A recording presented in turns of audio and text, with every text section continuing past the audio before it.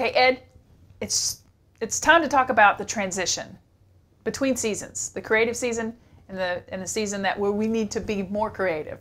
Can you share with us how that they need to transition and why? I love how you term that, the creative season and then the season where we need to be more creative, because that kind of sums it up, right? I think oftentimes, and I was one of those folks that got spoiled with some lead flow, right? You know, let's face it, in the spring and summer of the year, folks call us more than they do in the wintertime, right? So we tend to get more places to go, and we have an apprehension to really book, overbook days because we know something's coming in tomorrow.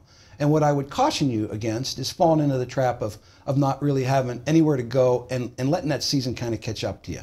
It happened to me almost every year. It was sometimes 2 weeks before I figured out that, oh my gosh, the phone's not ringing, I better get more creative in my efforts to have places to go. Right. So what I would caution you is don't let that happen. And how do you not let that happen, right? Be aware and don't worry about overbooking appointments. So I think as the season starts to change, understand that you got to stay creative, as you said earlier. From creative season to more creative season, always stay creative, but at the same time recognizing that when that starts to dwindle away, you got to get busy. You got to get back to your heavy-duty pre-listing. You got to hammer away at those PC no TCs. So at the same time that you were busy in the season, the folks in the call centers were selling a bunch of accounts that you probably didn't have time to get to, or in the wintertime, you can almost meet the start tech out at the start because you didn't have anywhere else to go. Right. And you're really quick on those PC no TCs. So I think the easiest fill and the easiest seed when you're starting to transition is to go see those PC no TCs.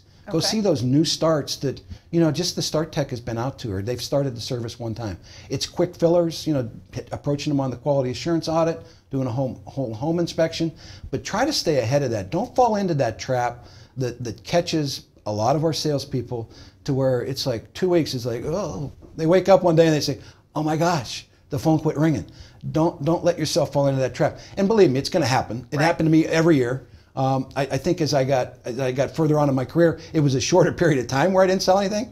But I see that oftentimes with our salespeople as they get out of the gates, particularly the new ones that they're hired in the spring and the summer.